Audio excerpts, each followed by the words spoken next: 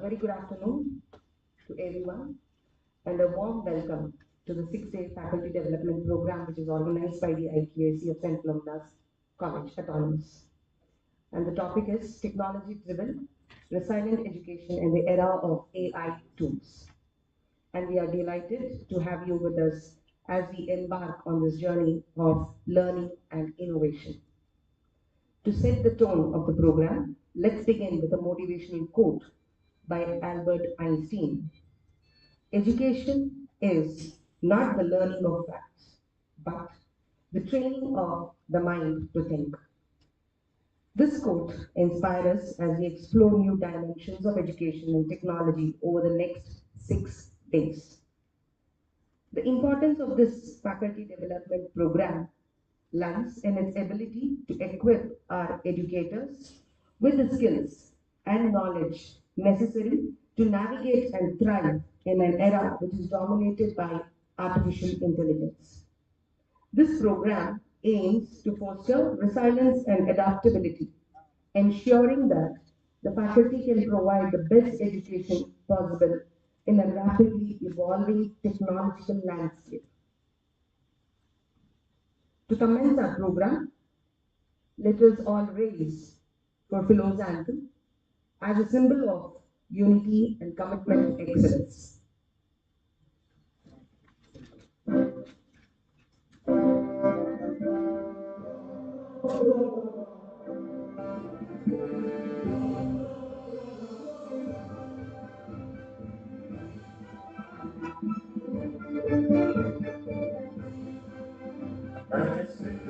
PHILOMENA'S,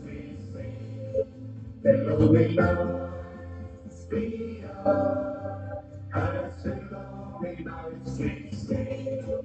PHILOMENA'S, we are. And from where the trees are far, as PHILOMENA'S, we stand. Our hearts are rising proud, as PHILOMENA'S, we stay. As PHILOMENA'S, we stay.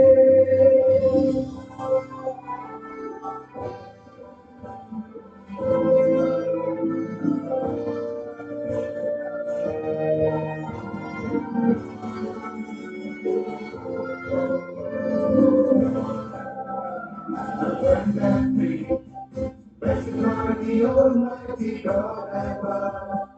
Guide us in science we are, spreading knowledge with love. The ocean of wisdom, letting it freeze from above.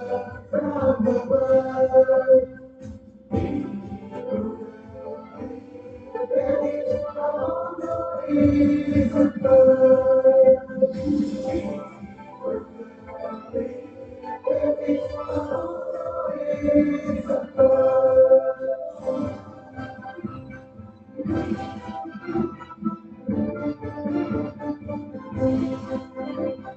Yes, you hear, yes, you was here up and far, but you live above and two, then every fall back up, be good for strong and not for right, all that's all the way, to bring us all a song to sing, each and every day, as PHILOMENA'S we stay. As PHILOMENA'S we stay.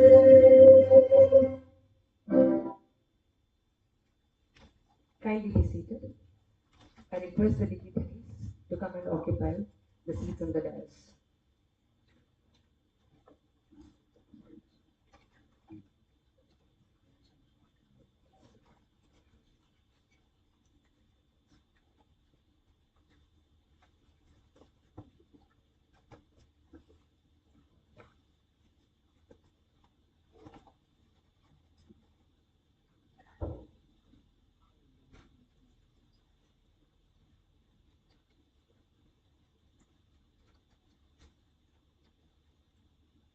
We now have our campus administrator, Reverend Father Gnanaprakasan, who will lead us in prayer.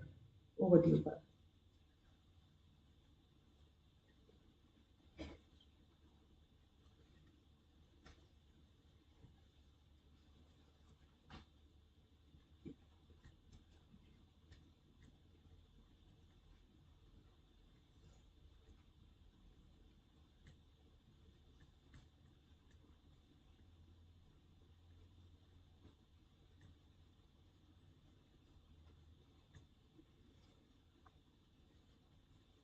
A reading from the Proverbs chapter 3, verses 5 to 6.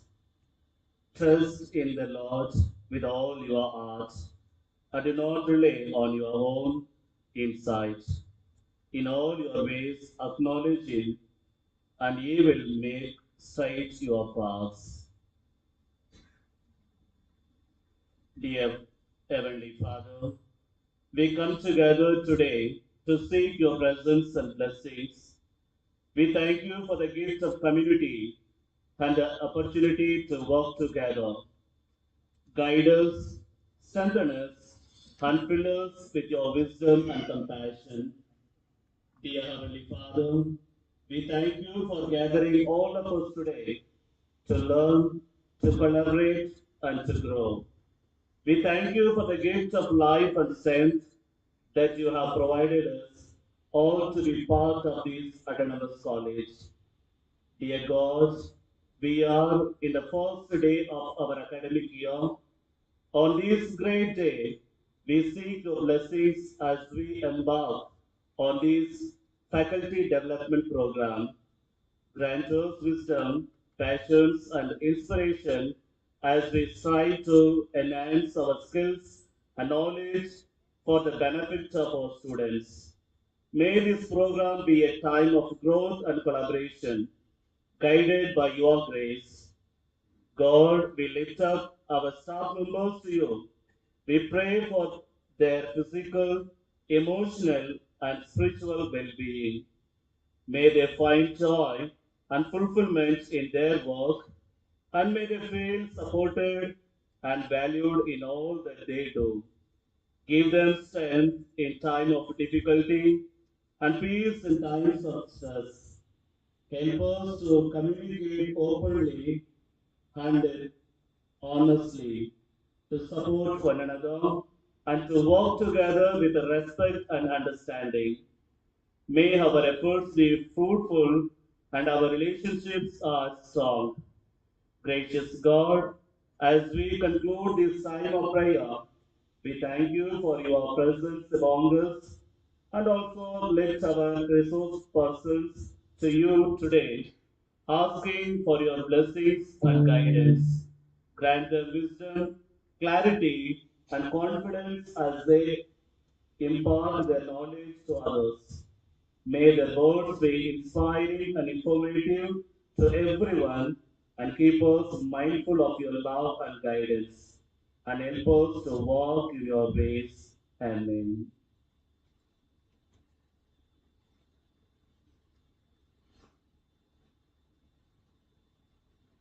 Thank you, Father. Now we will have the ceremonial inauguration of our FDP program by watering the sapling, symbolizing growth, resilience, and the nurturing of knowledge. I request our esteemed dignitaries to kindly proceed with the inauguration.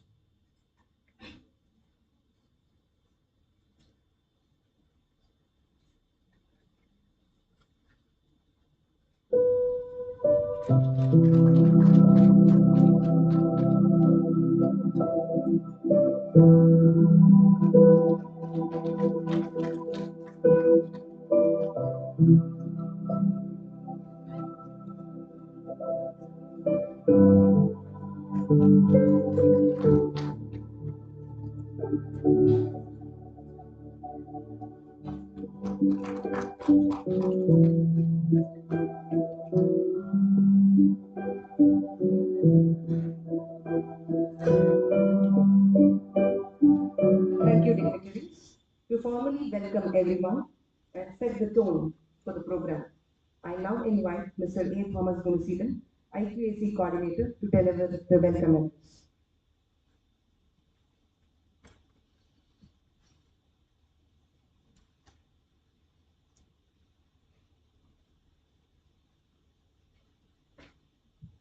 Respected dignitaries on and off the dais, esteemed guests, faculty members, and dear participants.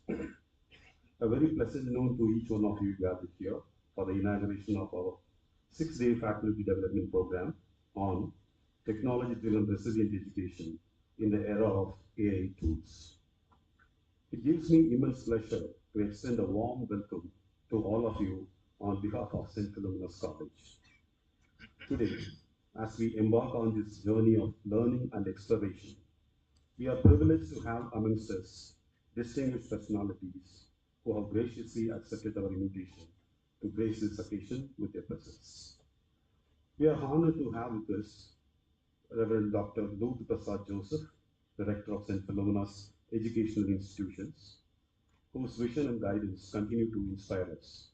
Father, you are known for your visionary leadership and staunch support.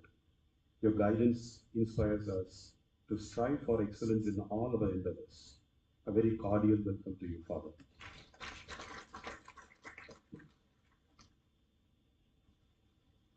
I request Principal to offer a bouquet to Father.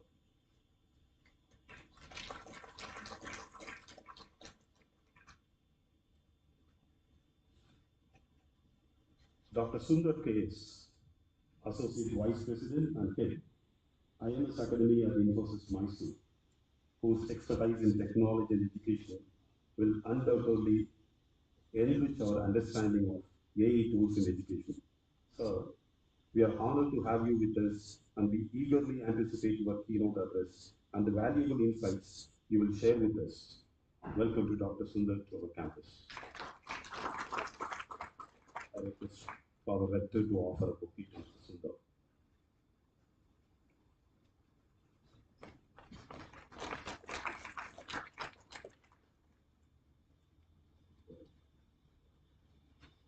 Reverend Father Jnana Prakasam, Campus Administrator, St. Philomena's Education Institutions. Your enthusiasm and steady support ensures the smooth functioning of our institution. An affectionate welcome to you, Father. Welcome. Reverend Father David Saharaj, Assistant to Rector, St. Philomena's Education Institutions. The youthfulness and the dynamism and the dedication will be pivotal to our institutional growth. Welcome, dear Father. Our beloved Principal, Dr. Ravi J.D. Saldana, your leadership always drives us towards excellence in education. An official welcome to you, dear Principal. Mr. Nagarajaras, Vice Principal of Academics, and Mr. Ronald Prakash Putino, Vice Principal Administration.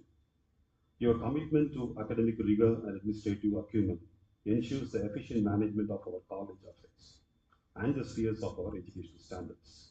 A hearty welcome to you, dear friends. Dr. Reena Francis, the Controller of Examinations, your meticulous planning ensures the smooth conduct of examinations. Welcome, dear Madam. Dr. Noor Mubashir, the PG Coordinator, your role is crucial in coordinating all our postgraduate programs. Welcome, Madam.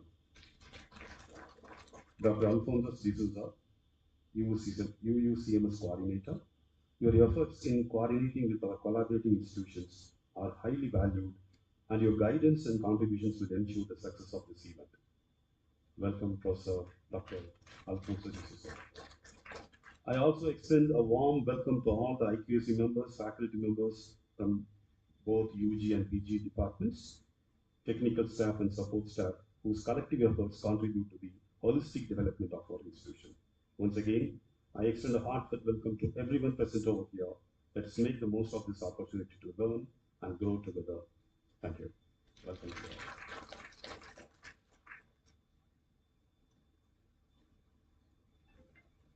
A warm welcome to you as well, sir.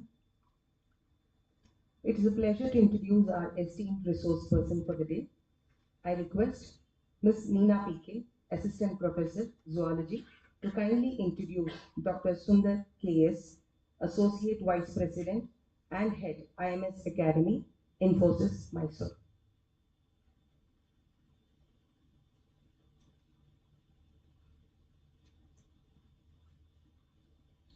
Respected dignitaries and dear colleagues, it's my great pleasure and privilege to introduce our distinguished guest, Dr. Sundar K.S. He is an Associate Vice President and Senior Business Manager at the Education Training and Assessment Department, Infosys Limited. Dr. Sundar K.S. holds an impressive track record with post-graduation in Power Systems from Mysore University and Software Systems from BITS Pilani. With a successful career that spans over 3 decades, Dr. Sundar has been associated with Infosys for 25 years. He was part of the team that established the Global Education Center at the Infosys Mysore campus. He currently heads the operations at the center, which is one of the largest corporate universities in the world. Dr. Sundar has been instrumental in leading various high impact projects focusing on client engagement and training. His areas of expertise include Agile and DevOps, software analysis and design, IT service management, account competency development, artificial intelligence, and machine learning. He is actively involved in carrying out digital literacy activities through Infosys Springboard in India. As part of the Campus Connect, which is an industry academia collaboration for Infosys, Dr. Sundar works with over 700 educational institutions and has been conducting training and software development programs across the globe. He serves as a member of the Academic Council and the Board of Studies of various universities in India and abroad. He has authored popular books on topics like analysis of algorithms, operating systems, client-server technologies, and database management systems. Dr. Sundar is a five-time recipient of the Infosys Excellence Award for People Development. He was recognized as the Leader of the Year at the Mysore Infosys Development Center during the year 2012-13. It's a privilege to have amidst us this visionary leader whose commitment in driving excellence, fostering innovation, and nurturing young talent has not only propelled Infosys to new heights but has significantly influenced the industry and academia at large. With a deep sense of reverence, may I now request Dr. Sundar KS to address the gathering.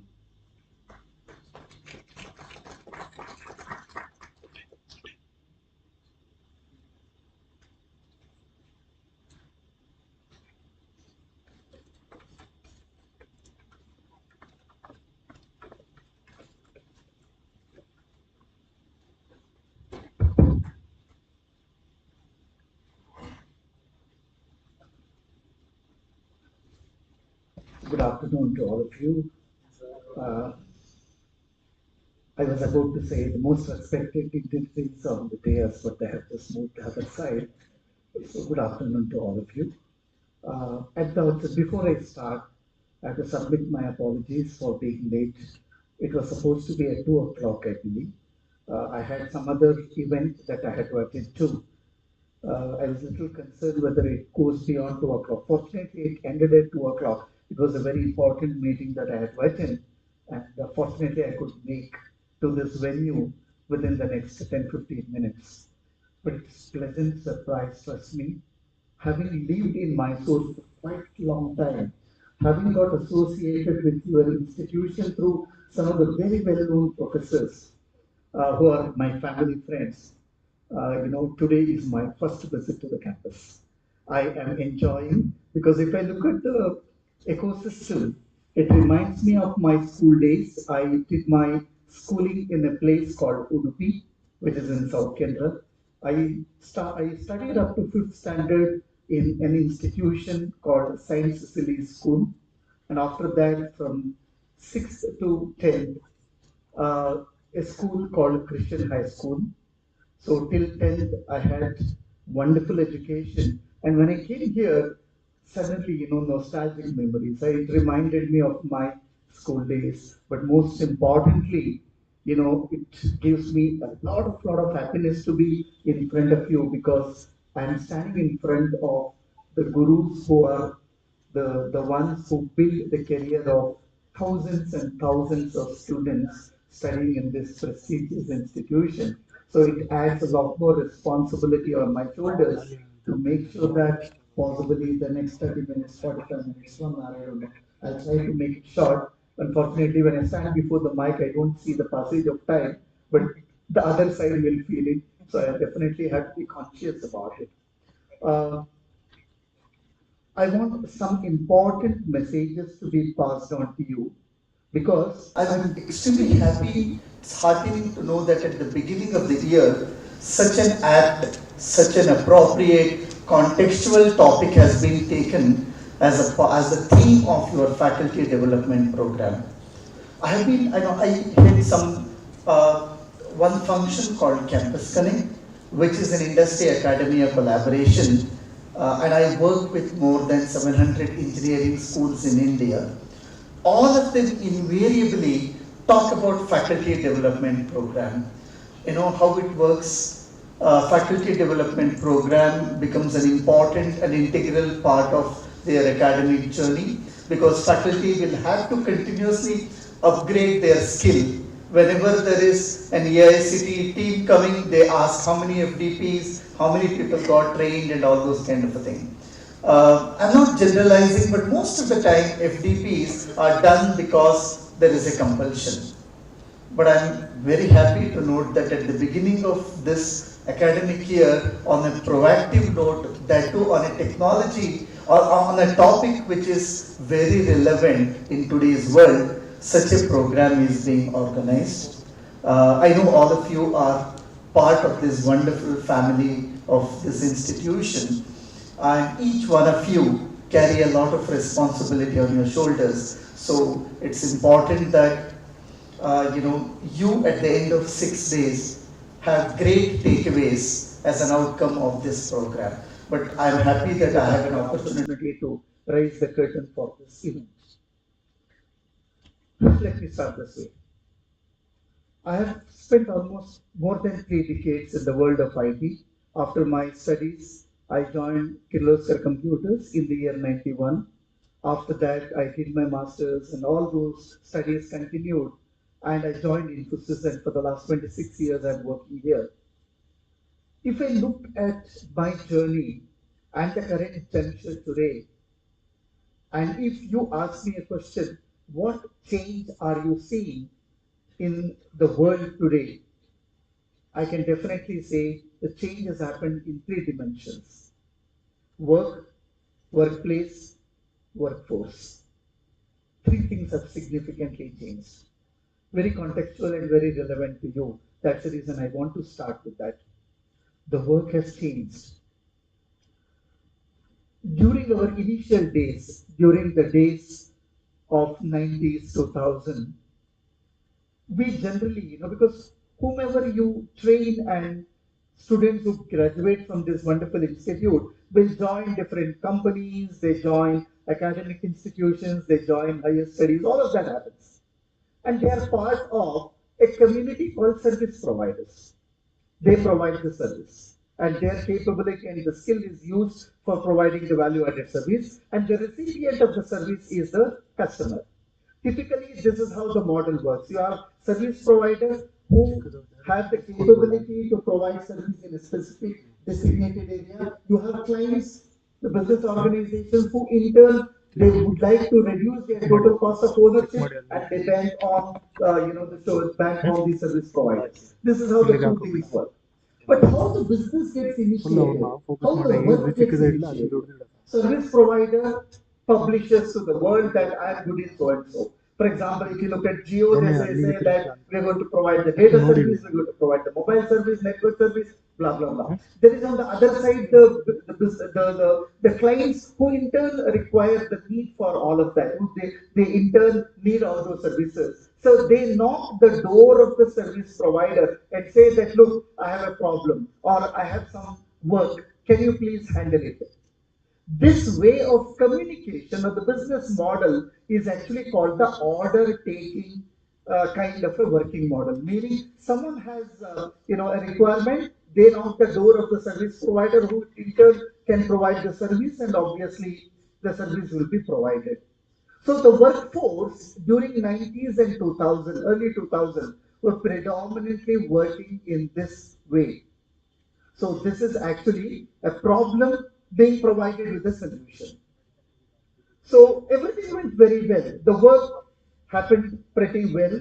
Things were going on. But things slowly started changing. So today, if you go to any customer or any business organization and say that I'm going to provide a solution to the problem, and you know what the clients or the business organizations say? I know you have the capability to provide the solution, but my biggest problem is not able to realize where exactly the problem lies in my organization. I hope you are able to get what I say. See, earlier days there was a problem, and the customers used to go and then ask the service provider to provide the solution. But today, the customers don't have the capability to identify what problems they carry or what problems they possess. For which, see, until and unless I have the problem, how can I go and then approach the service provider? It is something like we all go to the doctor, and when we go to the doctor, only the impact is realized by us. I have a severe headache, I have a stomach ache, I have a leg pain, I have a throat pain. I go to the doctor and surrender myself saying that I have a problem, please fix it. And what will the doctors do? They actually do a thorough investigation.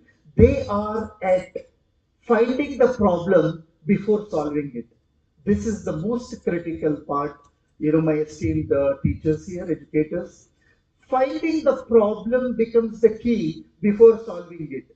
This is exactly what the Stanford Design Thinking School, way back in the year 2000, conceptualized what we call it as the design thinking aspect. I'm sure many of you would have heard about the concept of design thinking. Design thinking primarily is all about finding the problem before solving it. And today's workforce, today's service providers community, today's students who get graduated from your wonderful institution and become part of the service providers community will have to be good problem finders before they solve the problem. They have to become good doctors before they prescribe the medicine to the customers. So what does it mean to us? To hear, it doesn't really impact much to us, right? So, yes, we were solving the problem. Now we are finding the problem and solving it. One additional step before solving the problem. But it doesn't go that easily. It doesn't go that way. When can you find the problem? If you go to an orthopedician and they say that I have a high fever, the orthopedician may not be the right specialized person to solve it, right? You have to go to a physician to fix the problem. So similarly, if the service provider is not very comfortable with the business that the client is leading, then how will I be able to provide the solution? I'll just give an example. You have the BCA students, BBM students and all. So look at that way. You teach them some computer related subject, especially BCA, MCA and all. You teach them storage, compute and network. Storage means database, compute means programming, network means the network technology. You teach all of that, right? So now they have all the skill sets. But when actually the customer has a problem and he is not able to perceive what the problem is, your technology doesn't come to our rescue. Technology has to be contextualized in solving the business problem. But before that, you need to find what exactly is the business problem. So hence it becomes imperative, it becomes very critical that you as a service provider, or in other words, let us take one step back, you as the educators building, grooming the capability or the skill of each of the individual students. So they need to have not only the technical skills. Technical, you can relate that to the core skill. It could be related to management, the BBM students. It could be related to IT technology if it is a BCA skill. It could be related to science if you are a zoology or a botany student, all of that. But on top of it, we need to understand the business of the customer. See, we actually call it as the domain knowledge. So why I'm emphasizing it? Because how it is to relate with AI. I will actually try to connect the dots. But more importantly, I want you to please realize the change in the work that is envisaged in the world today. And until and unless we realize this change, we cannot definitely be the transformation partners. I now come to the point. Today's students are expected to be not just merely order takers, they are expected to be the business transformation partners. And when I say business transformation partners, you need to have technology on one side, you need to have the domain knowledge on the other side, you need to have a good communication skills on the other side, you need to have a discipline network, the process knowledge on the other side, you need to be a good design thinker, whatnot, multi-dimensional capability of an individual. So whomever you are grooming and coming out of your school should not necessarily possess only the core skill. That becomes necessary. Those skills are necessary, but not sufficient. I'll just take one step back and tell you what exactly is the pertinent problem of the students community today. I'm not generalizing, I'm not actually specifically talking about your institution, but having seen more than about 350,000 students who underwent training in the Mysore campus where I was directly involved, or through my interactions with lot of hundreds of educational institutions in India and abroad, I just want to tell you where exactly the problem lies. In class, we teach something. How we teach, I'm not commenting about it. But we start with what? What is Newton's third law? What is Newton's second law? What is the metamorphosis state? We start with what? After that, we get into a little bit of the details. That is fine. Eventually, where will you take the student's journey from? You provide data. You meaning all of us, including myself. I speak for myself as an educator. I provide data. Students will start thinking about it. You facilitate the conversion of the data to information. So they get information. Data on one side in the class, information on the other side. When data and information is in your fingertips, you're going to be knowledgeable. So we have data, we have information, and we have the knowledge. They are profound, they are very good with this knowledge. But will this knowledge suffice? Will the knowledge of how to swim in an ocean will it suffice if I know about it and learn it from the classroom? Possibly not. So I get all of this, but what is needed is on top of the knowledge, you require the skill. What is skill? Skill is all about contextualizing your data, information, knowledge in solving the real world problems. So, are we providing enough opportunity to build the skill of an individual? Skill is all about making them to think why first before what. Why am I learning? This is an important lesson to myself as well as to all the educators. Tomorrow, when you go to the class and start teaching, most importantly, don't forget 2 R's, which are very critical, the rigor and the relevance. Very critical. Start talking about why is this subject, first of all. Why is this particular topic, secondly. Why am I teaching that today? And how it can be used in solving the real world problems, because no technology in the world can stay in isolation. It has to be used in solving the real world problem. So hence why becomes extremely critical. So you need to develop the skill. So data, information, knowledge is what mostly majority of the students would get. What possibly they miss is the skill part of it. Supposedly, they develop the skill also. But will it be the end of the journey? No. Skill should translate to wisdom. Wisdom should lead to intelligence. Intelligence is the end point of this journey of the student. And intelligence is not 9.99 CGPA. Intelligence is not the first rank that I'm talking about. Intelligence is working smart versus working hard. Intelligence is all about applying. I'll just give an example. This is something that I always keep telling to our people when thousands of people join. For example, if I look at, if I need to travel to this place from my campus, which is actually in the Hebal area, there are 2 paths. I'm sure many of the computer science faculty will remember. There is something called shortest job first, or the least traveler salesperson problem. So if I actually look at the distance between, let's say, my campus to St. Philomena's College here, there are 2 routes. One route comes inside the city, which would probably take about 6.5 kilometers. There is another route which comes via the ring road, which would take, let's say, 8 kilometers. Even if you go and ask a small kid which distance or which path I need to take, the kid will definitely say that you can take the least distance path, which is 6.5 kilometers inside the city. And we believe that this is a raw printed solution. This is what actually is knowledge all about. But the skill says, or the intelligence says that, is this going to be a one fit all solution, or under all circumstances, is this going to be the solution? Probably not. If you are actually, look at, you possibly imagine during the peak time of the day, if you have to travel the least distance path, the traffic is so high that the time taken for lesser distance probably could be more than the time taken for a longer distance, because the traffic along the ring road could be less. So that is the reason I said learning or knowledge or skill is more of an art than a science.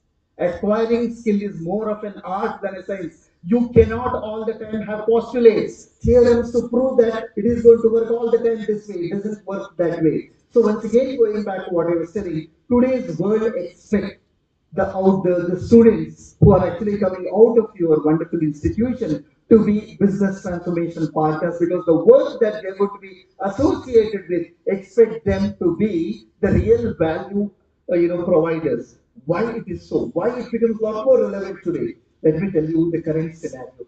Very important for all of us to know. And then I will try to relate that to what educators can do with the advent of AI. So, we have been hearing about artificial intelligence. We have been hearing about machine learning. If you go one level above, you will hear, or one level deeper, you will hear about GPTs. You will hear about chat GPTs. You will hear about prompt engineering. You will hear about large language models. More the deeper you go, you will be accustomed to all these terminologies. But what is the impact of this AI? In simple layman's term, I would say the AI, the machine learning, has completely turned the table around. It has made machine centric from human centric approach. So what does it mean? Supposedly tomorrow I go to, let's say, one of the bank counters to open an account. So till now, I have a very beautiful lady sitting there, welcoming me, greeting me with a smile, opening the form for me, helping me to fill up all the details and make sure that the application is filled and submitted and the account is open. But very soon, or rather it has already happened, you will see that when you go inside, you will see a machine which actually follows the natural language processing technique, talks in a way that exactly or has close proximity to the way a human being would have interacted with you, does exactly everything, doesn't ask for salary hike, doesn't ask for Saturday or Sunday work, it does everything for you. The extreme automation has automatically reduced. I'll repeat again. The extreme automation brought in through the natural language processing tools and techniques and models and the machine learning models, everything, the GPTs of the world, everything has brought down the effort, the mechanical effort, the mundane effort, the regular effort that we used to put has brought it down by almost about 30 to 40%. Today, when I stand before the client and submit a proposal for X number of man hours of work, because we get money through the hours of effort that we put in, automatically, without even a second thought, the client would say, why don't you use ChatGPT and reduce the effort by 20%, 30%, 40%? Whether they know about GPTs, whether they know about AI, whether they know about ML, whether they really have a wildest clue, whether it can be used in their context, doesn't matter. World is talking about it. World is talking about AI, and you please reduce. So now we need actually to give a buffer of 30 to 40%. So that means from $100 that we were earning in a day, automatically $30 is gone because the AIs and the MLs of the world are actually scaring us. Slowly that 30% can become 40%, it can become 60%, it can become 70%, and then comes the bigger question of existential crisis to all of us. Just hear what Sundar Pichai or Satya Nadella or OpenAI CEOs, they talk about it. They are saying that billions of jobs will be lost. First statement, very scary. But at the same time, they will also say there are billion more jobs that get generated in order to make these, chat GPTs lot more thoughtful, lot more meaningful, lot more lucrative, lot more powerful. So that means if tomorrow someone questions us about existential crisis, we should have a profound answer saying that yes, the existential crisis is for the commoditized skills of today. I repeat again, the existential crisis is for the commoditized skills of today, but not for the niche skills of tomorrow. So we need to be a lot more intelligent than the GPTs of the world today, so that we are the ones who created it. Obviously, we need to be a lot more powerful and we need to be a lot more authoritative. We should be a lot more knowledgeable than these GPTs. And our endeavor should be to groom those, the future generation, the millennia, with all the adequate T-shape or the Z-shape skills to build their capability to surpass the capability of the MI, the machine learning models or the chat GPTs of the world. So we need to actually have a large language model built in a human being.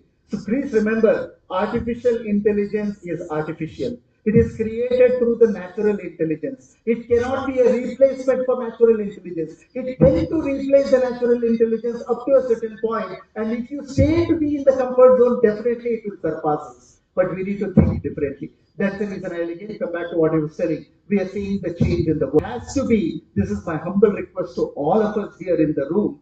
Let us have the mindset change. Let us have the mindset change. I am not an exception. And with experience at the ground level, having seen the ground level reality, I am humbly submitting this in front of you. We need to have a mindset change. So we should not be bound by the old traditional way of looking at things, be it teaching, be it learning, be it assessment, be it anything for that matter, because the world is changing, the work is changing outside the four corridors of this. So the world outside is changing, the work is changing. So let us also adopt this change and let us also be the change agents. How exactly we can be the change agents, I'll come at the fag end of my talk. The first thing is the work has changed. Please realize it and please pass this message to every student, possibly at the beginning of their year of study, that hey guys, you need to change. The only thing that is constant is change. And the change has come in such a fast way that if we miss out the boat today, we are sure to become the dinosaurs of yesterday. It is bound to happen, and we need to, because this is actually what we have faced it. And as a part of this revolutionary change that we are witnessing in the world today, almost about 275,000 of our workforce out of 350,000, we took a drastic, a significant initiative of bringing AI awareness amongst all of that. I took some sessions for hundreds and thousands of people. So we had the massive drive. Now, with this work change, what does it, how does it impact us? What we should do, I'll just come to that. The second point is the workplace has changed. So, if you go to any of the IT companies, you probably might be, I should not talk only about IT, but in general, any of the business companies, I don't know whether to thank or curse the pandemic. Of course, we should curse because we lost a lot of year and year ones. But actually, you know what it has made? It has actually opened up multiple avenues for the business organizations. Remote working has become a norm. You come to our campus, and I still remember I was talking to my colleagues before 2020 March. We used to see at least about 10,000 employees in one campus, moving around, coffee time, tea time.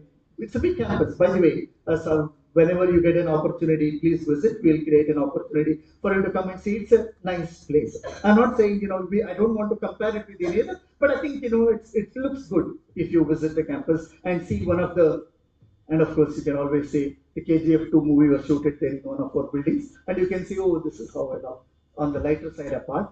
So this is how the whole thing is. See,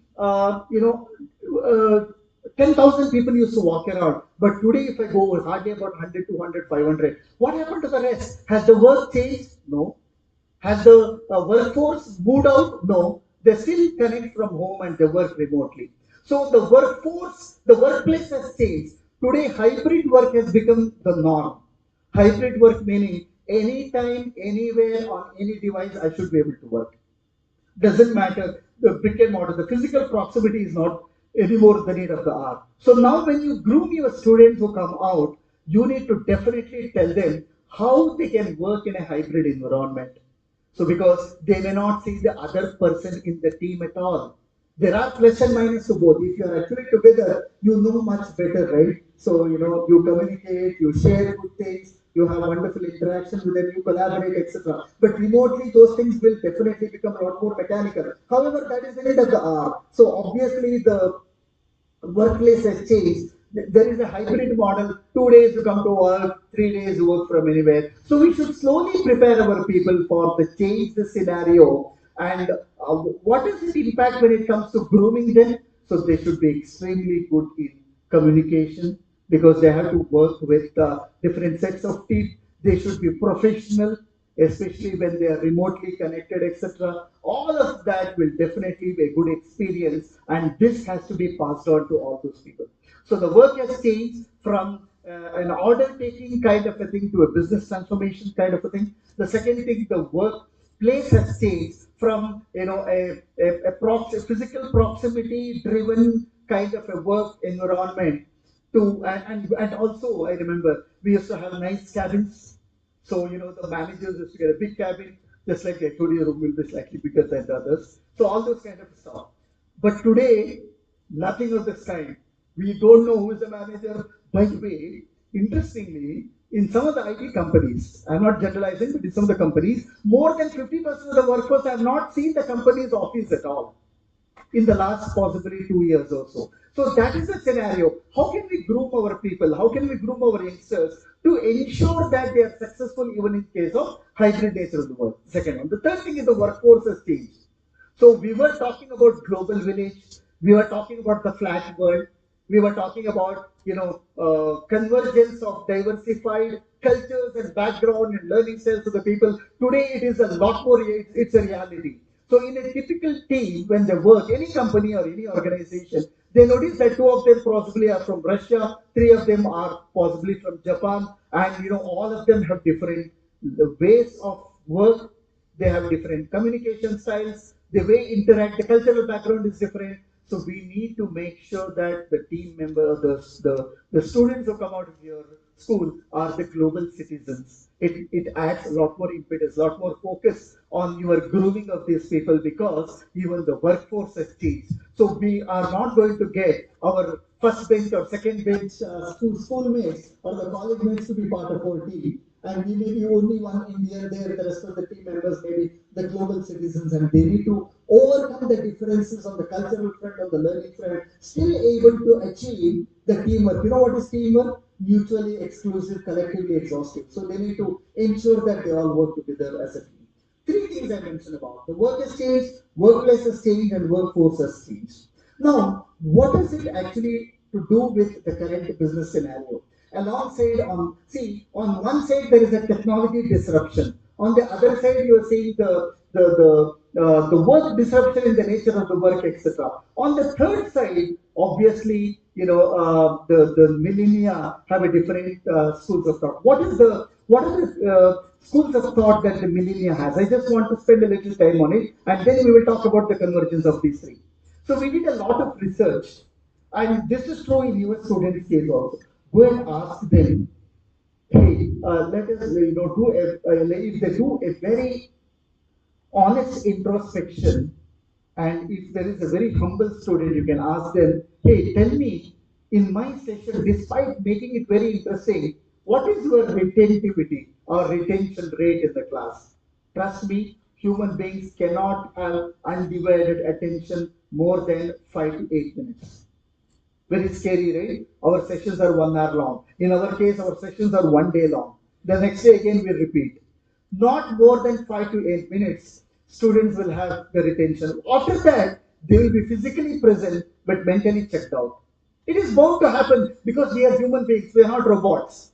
This is going to happen. We may not feel it because we are on the other side, we are very conscious about it. That's why I said I don't feel passage of time, but you will definitely feel it because you're on the other side. But this is exactly happens. So, how actually can overcome? That is the first part of it. Second thing, students today have access to the smart devices anytime, anywhere on any device. Their question to us is, I don't want to attend the class today. I missed the class today, but still, how can I cope up? I want to make sure that I hear exactly what you uttered in the classroom, what you explained in the classroom. Is there a possibility for me to access the content, the learning anytime, anywhere on any device?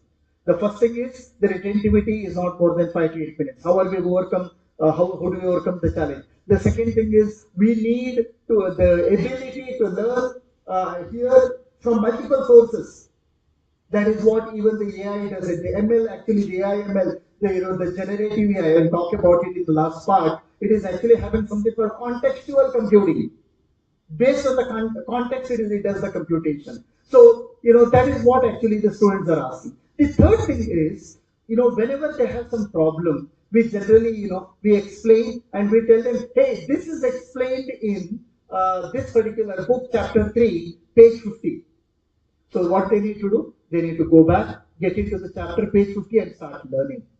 But what students or the learners community, no, students means all of us are students, obviously. What they want is a bite-sized learning, which we call it as a micro learning concept. See, I want quick fixes. I don't have so much of a lead time. see on one side, my code, my application is down. For example, if the income tax portal is down, everyone will be bombarding with thousands of things, and I need to do a quick fix. I should know exactly what is the root cause of the problem and where exactly the problem lies. So what students require today is not the voluminous kind of a thing. What they need is quick fixes and a bite-sized learning. So do we have enough opportunities to create such kind of bite-sized learning? Again, a question to all of us. Number one, are we creating learning opportunity in the modern era, taking all the changes that I spoke about, anytime, anywhere, any device, learning opportunity are we providing? Second one, are we actually providing the bite-sized learning for them? So, small capsules of learning. The third thing they say is, most of the time, unfortunately, this is the reality, whether you and I accept or not, but the reality is, learning is a push and a pull, whether we like it or not. You have to learn, so there is something is being pushed on it. Can we change the table? Can we make sure that students subscribe to learning rather than being prescribed to learn? Can we actually motivate them to learn? In other words, can we gamify the whole learning process? So we are all very happy to watch some movies. We are all very happy to watch the cricket match. I'm talking about younger generation. Can learning also be similar to watching a television, watching a movie, or watching a cricket match? Can something be done like that? Or in other words, can you bring gamified aspects into the whole concept of learning? So these are all some of the pertinent things that we need to look at. So, in order to catch the attention of the youngsters who are not the kind of students we had possibly yesterday. I'm talking about today's students. They are completely different. So eventually they may oblige, but the best out of them will not come out. And we, being the change agents, I am sure all of us are here for this profession because we like it. We have that passion. So, we need to actually, motivate them and make sure that through us, they become the change agents, they become the millennia set of people who can bring in the change. Now, coming back to the original point, I said three things have changed. Similarly, the mindset has changed, the learning styles have changed. Now, technology has equally changed. And how does this AI, what is AI all about? I think I spoke about AI, anyone will say artificial intelligence. What is generative AI all about?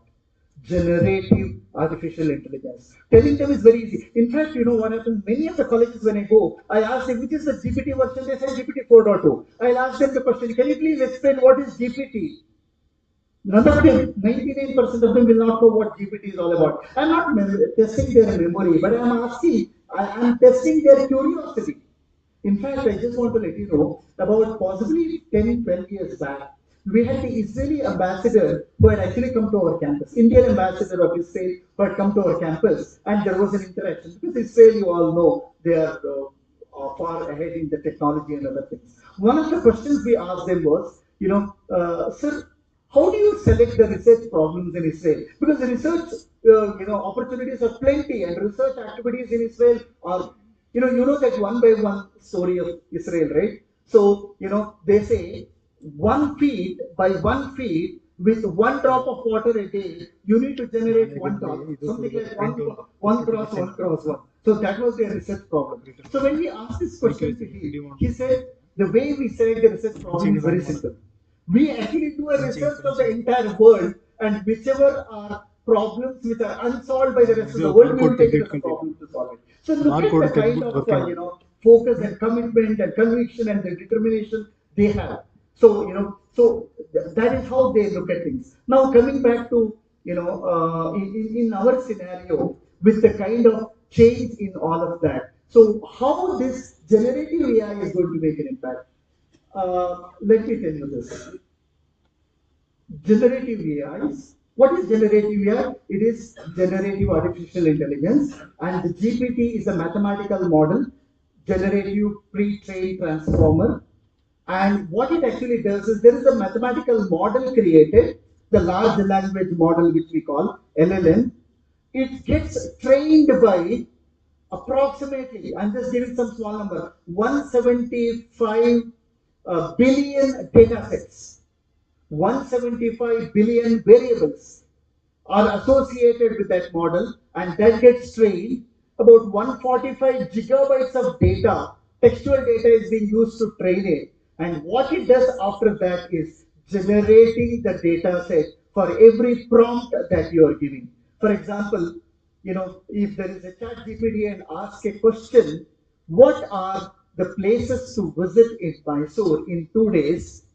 It has got multiple variables which are trained, pre-trained transformer. It generates a data set and says that day one 8 o'clock you visit here, day two 9 day one 9 o'clock you go here, 10 o'clock you go here. It does all of that, right? So it creates a new generative set, and that generative set is not just textual. You know what the GPTs can do?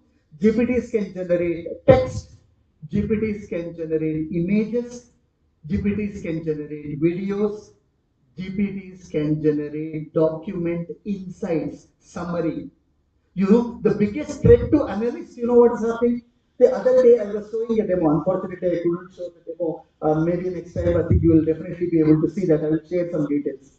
What it does is you create, there is an insurance agent. You go to an insurance agent and then submit the claim, and you have to give the history, when, what happened, how many, what was the vehicle number, etc. It's a big document, and the insurance person, before processing the insurance, will have to go through some 20 pages document that you have submitted. And what the GPT can do is, there is a feature called document insight. You submit the document to the GPT, it generates a half a paragraph of summary and start questioning the GPT, which car this guy was driving, what time this car was driven, and what was the damage caused, what all happened, how many casualties are there. You can ask question after the summarization of the data that has already happened through the GPT. Now the analysts have a big problem.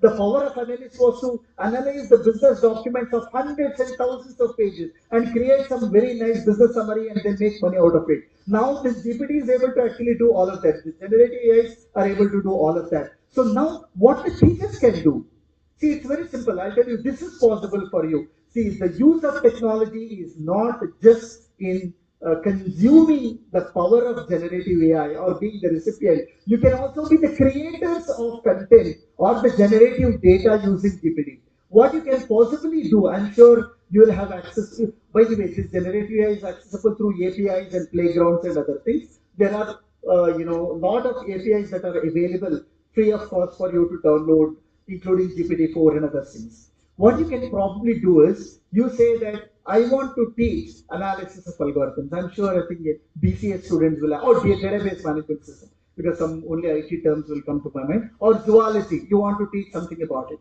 You mention about it, and prompt it in such a way that who are the participants, what is the level, what is the duration of the training. All those things, if you provide, with a click of a button, it gives you the table of content. You don't have to think about this. Once the table of content is created, you feed the table of content, ask the GPTs to create a nice presentation. The PPT will be ready for you. And of course, you will have to go through the PPT for correctness and other things. So, right from the content, design to the content creation, let us not expect the GPTs to do the delivery of the training, though, but now of late, even that is also happening. But the entire life cycle can be actually, can be a reality using this GPT. So what it actually requires is what we call it as a prompt engineering. Have you heard about prompt engineering? So these are all the terms. My request is this 6 days of session should not only open up your mind for the advancement of technology and the avenues, it should also help you to start developing curiosity about what is this machine learning model all about, what is AI, what is GPT, what is the difference between open source or open and closed loop large language models. Open is something that's available for everyone. Closed is always, having the confined data sources or the code and other stuff. So start exploring all of that. Right from designing your curriculum to designing the content, designing the assignments. Now I'll come to the assignment part. You remember I told you in the beginning, the work has changed. I hope you remember. And I told you today, trust me, I'll just give some IT example. If I am a Java developer, all of you heard about Java, Python and all, right? Some programming languages. Trust me, the Java knowledge that I carry for solving an insurance problem will be different from the Java knowledge that you need to carry for solving a manufacturing problem. Java is the same, but the knowledge that I carry should be different from the other person because the context is different. Contextual computing, the context is different. The use cases, the assignments. So can I actually look at, for example, the BCA educators? Can you look at creating assignments for different business domains? Because we heard that domain knowledge also is becoming extremely critical for people. So, for students. So, can I have one assignment in an insurance domain, one assignment in a banking domain for the same Java technology or for the same Python technology, for the same algorithms that you teach? So, can we contextualize the domain along with the technology and create multiple use cases for the student? Tomorrow, when these students come out, obviously they will be a lot more powerful and enriched with the knowledge. So they know when to use what. The framework could be different, the tools could be different, the syntax and the semantics could remain the same, but the way the technology is adopted in solving the problem could be different. I think these are all some of the things that you definitely need to internalize and start applying.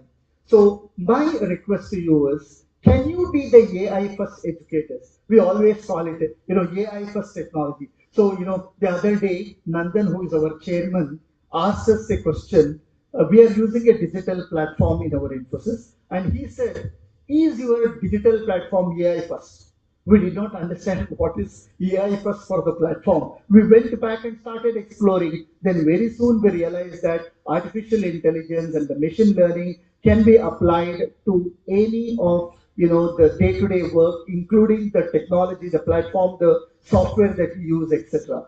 So, can you be the AI first educators? What does it take for you to know about AI, to know about large language models, to know about GPTs, correct? To know about, what are some of the tools that are available in the AI front. Not only that, can I use that to create my content? Can I use it for creating assignments? By the way, today, many of the assignments that we create, by the way, we create different assignments, different assessments for different sets of people. So why don't we start exploring the power of AI to generate those kind of assessments also for your students? Content, before that, design of the content, the actual content design, assessment, all of that, and assignments, all of that can be created with the power of AI. So for that, first you need to be AI aware. So what does it take? You can please think about it. Second one, once I am AI aware, I should be a hands-on guy in AI. So I should be a good prompt engineer. I should have a proper prompt being given to the GPTs to create the generated set of data. So what does it take for me to become a good prompt engineer? The second activity. Third one, with AI knowledge and the prompt engineering knowledge, can I use any of the large language model tools that are available to create the content in my work arena? The examples that I talked about. If you are able to achieve all of that, I am sure you will lead by example. Tomorrow, if some students come to you asking questions about what is Gen AI, what is the Chat GPT all about, etc., you will not only talk but you will also demonstrate. So that is the need of the art. That is why it was truly heartening when I heard that your aim is the technology adoption in education with the power of AI, which is very, very relevant. So technology adoption in learning should not be only confined to usage of the existing tool and the framework. It should also lead you to explore newer tools, to explore newer technologies. There has to be an offshoot of what you generate. For example, the assignments and other things that you talked about. Why don't you lead by example for the rest of the world that in St. Philomena's College, every batch has new set of assignments, and those assignments are created using AI-driven chat GPTs, and those assignments will be changed every now and then. So if you are able to adopt these kind of things, you will definitely become the AI first educators. This institution becomes the AI first institution, and you will be in a better position to talk about the impact of these kind of new age roles and skills in education space. I can go on and on, but I just want to mention it here. Um, all of us are educators. Now I'll just take slightly a deviation. All of us are educators. I know you have been very disciplined soldiers because we expect the same thing when we are teaching to the students. And of course, all the senior management members are here. But how many of us have passion to what we do? Extremely critical, my friends. See, before we get into the learning mode, so usually the biggest problem, I am talking to myself, I'm not talking about you. The biggest problem for me is, I do teach. I do teach. I have taught possibly about 25, 30 different nationalities, different countries students. Supposedly, I go and teach about, let's say, database management system. I must have done it for not less than about 300, 400 times. I go and teach. But the biggest problem that I will have at the beginning, you know what? The same DBMS I have to repeat. There would have been some changes. SQL has become not only SQL, data has become big data, all of those things are fine. But it is going to be the repetition of the same thing. But the moment I fit myself into the shoes of the old educator and try to think that I need to repeat the same thing, the best out of me will never come out. There has to be a realization. This is again a humble submission to all of you. Again, I am speaking to myself. When I go and stand before the students and do the teaching for the nth time, and n could be 250 you take, so it becomes monotonous, it becomes boring. But for a while, let us slightly shift the gear and look from the other side. I might be the same old horse teaching the same subject, possibly for the nth time, but the one who's on the other side is hearing for the first time in life. So if we are able to realize this, the teacher in you will never let you down. This is my personal experience. I know you, all of you are very disciplined and committed people, but I just want to let you know this is something that we'll have passion in what actually we do.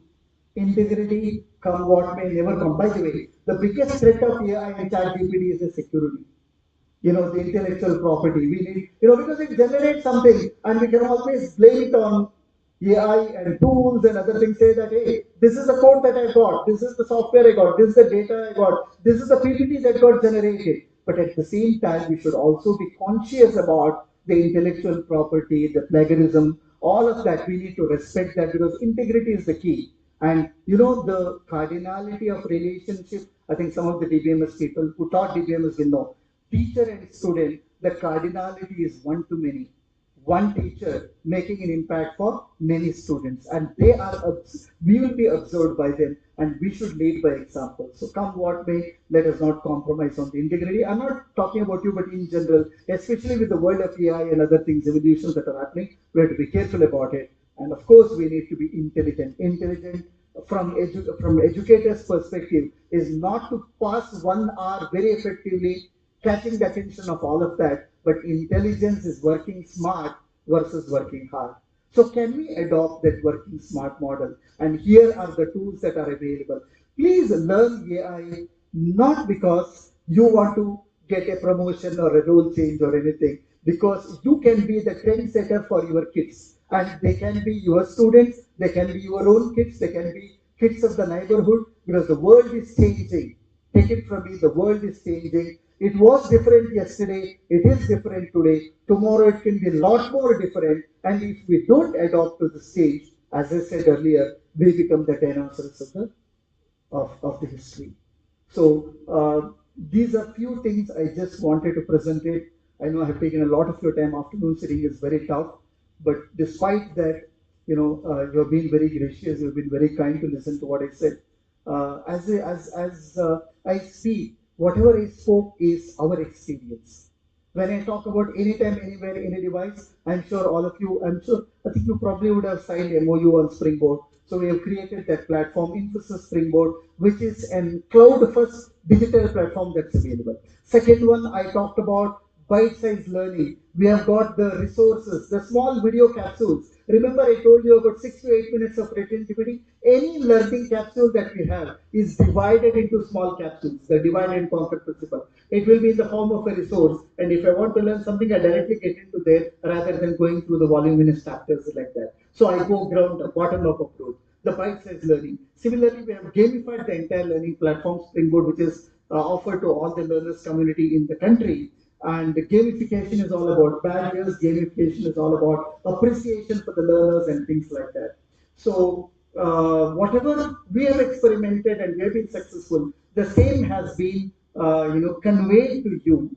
That's the reason most of the things that I spoke is something like I spoke for myself because it's purely the experience. So that's the reason when Sir asked, "Do you have a presentation?" I said, "No. What I have experienced, I just want to share it with you. If it has kind of given you 2 or 3 key takeaways, the first takeaway is mindset change. Let me be the change agents. Let's have the mindset change. The second mindset change is be aware of the change that is happening in the world on the business front, on the technology front. Third one, so we should be the implementers of this technology change. And why don't we be the AI first educators? Why don't this institution be the AI first institution? At least if we take 3 takeaways and derive our action items, short term, medium term, and long term. In the next 3 months, what we want to do? AI awareness. In the next 6 months, what we want to do? I want to create one course using AI. In the next 1 year, what I want to do? I want to make sure that 50 of my students are AI aware. If you can take these kind of small chunks of goals and try to implement it, I think the purpose of you going through 6 days of faculty enablement program and the purpose of me coming all the way and sharing bit of the experience that I have with you will be served. So once again, absolute pleasure to be here. I don't know how much time I took, but I feel this is important for you and I to know because we are at the critical time, at the right time, at the right place. And if we don't catch up the train, it's going to be very difficult for us in the days to come. Once again, thank you so much. Absolute pleasure to be here, and I really enjoyed my 1.5 hours of stay here. Today is a working day. I had to rush back because till 12 o'clock I was in office. 12:30 I came to one event. I finished it at 2 o'clock. I came here. I had to go back again to office and start my work because thanks to COVID, anytime, anywhere, 24 by 7 work has become the norm, and we don't have any end time and we are available all throughout. But I enjoyed my couple of hours of time that I spent here in this wonderful institution. I'll cherish the memories of this wonderful gathering. And once again, thank you so much. And I wish the institution all the best, the wonderful faculty, the gurus who are in front of me, all the best. And my final request to the management members, principal, and others for the survival, for the success of any institution, teachers play a very, very important role. This is what I have experienced. So they should be always motivated. They should be enthused. They should be given an opportunity to upskill all the time. It may cost us a little more in terms of financial things, but it should not actually stop because any investment that we make on one faculty will give us multiplied effect because they're going to inspire hundreds and thousands of students. So humble request once again to all the esteemed management members, if there are such kind of events of this kind, if it can be planned and if some can be motivated to carry out research in this area, encourage them because they are going to bring a lot of laurels not only to self but also to this wonderful institution. So with that, I close. Thank you so much, and have a wonderful, wonderful time ahead. Thank you.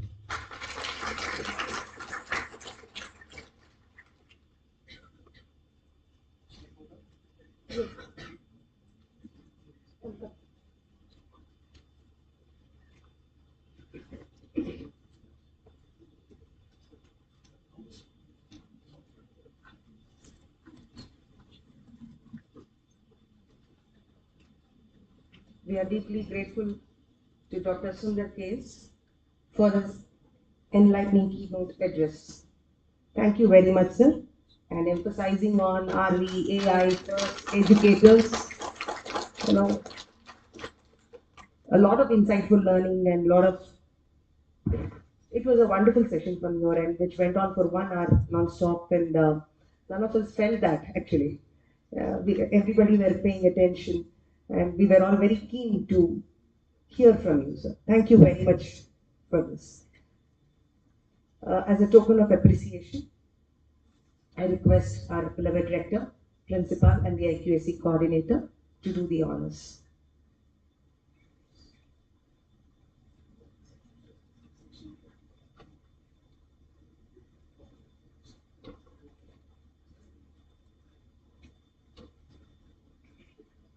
A big round of applause from all of us. Thank you very much once again.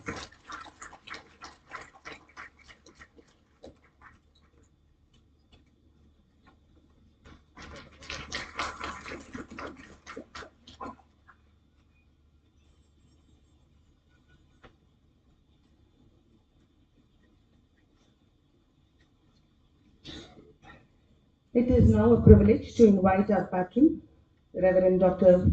Luke Prasad Joseph, Rector of St. Philomena's Educational Institutions, to share his inspiring message with us. Over to you, Father.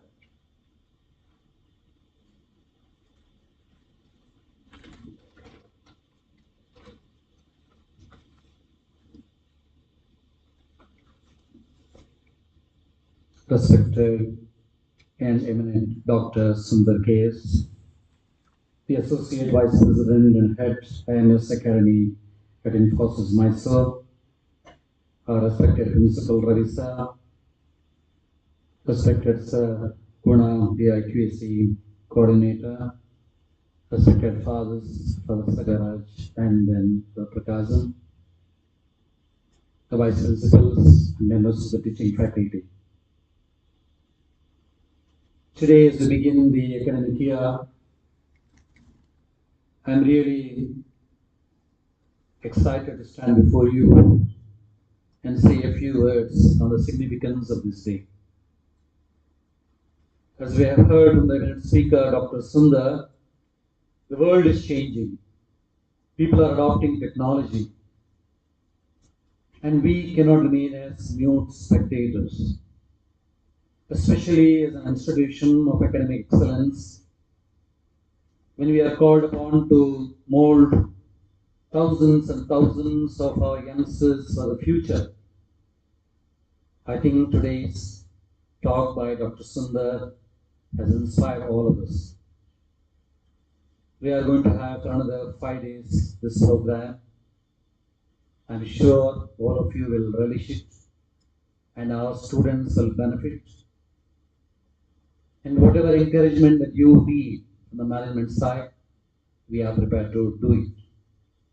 This is in continuation of what was started this morning by the President of MDS, Dr. Vernon Morris, the Apostolic Administrator of our diocese, and also the President of Mysore Diocesan Educational Society. I take this opportunity to thank all the coordinators for their meticulous planning, and I wish and pray all our staff members make use of this opportunity that is given to you. And all these sessions are going to be in the afternoon. In the morning we have some other program, but in the afternoon, this type of programs we are having. The updating is needed for all of us. When we don't update, when we don't learn, well, we become obsolete and useless. There's always something to learn every day, every minute, every second. With this reflection, I would like to thank our eminent speaker, Dr. Sundar, and we look forward to have many more speakers of this caliber in our campus, so that all of us will take this institution to greater heights. Thank you. God bless you all.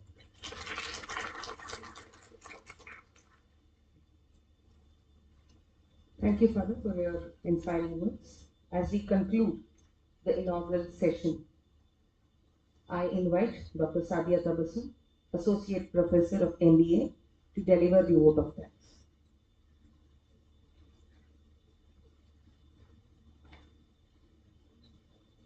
Good afternoon to all, respected dignitaries, esteemed guests, and dear faculty members.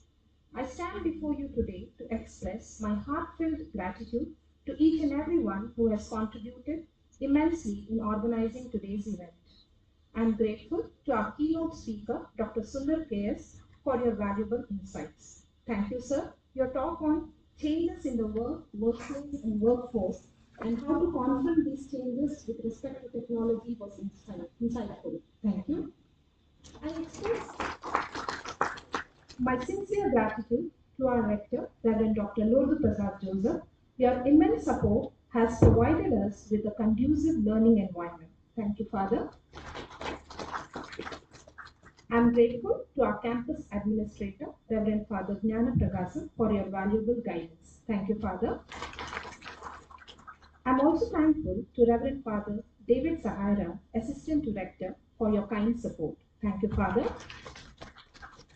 I am grateful to our beloved Principal, Dr. Ravi J.D. Saldana. Your passion for teaching has inspired us to conduct such educational programs and strive for excellence. Thank you, sir. I am thankful to Vice Principal Academics, Mr. Nagarajas, and Vice Principal Administration, Mr. Ronald Prakash Coutinho, for always being there as a pillar of support in all our academic endeavors. Thank you, sir.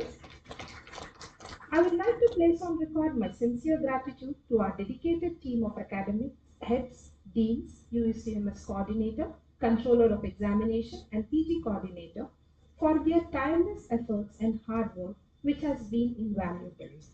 A special thanks goes to IQAC coordinator, Mr. Thomas Kunshilan, and his team for their enormous contribution and collaborations that has made this journey of teaching and learning truly knowledgeable. My sincere gratitude goes to all the faculty members of various departments for your active participation. I am thankful to all the non-teaching staff and technical committee for their support in organizing this event. This program has not only imparted knowledge but has also shaped us into capable, confident, and technology-driven individuals.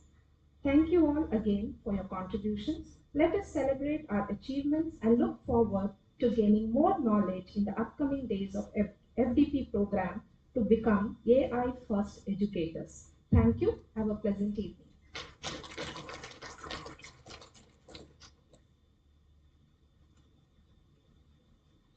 Thank you all for being part of this inaugural session. We look forward for a week filled with insightful sessions, hands-on sessions, and fruitful discussions. Thank you one and all. Tea is served out on to the right side. A small refreshment. Thank you once again. Thank you. Thank you.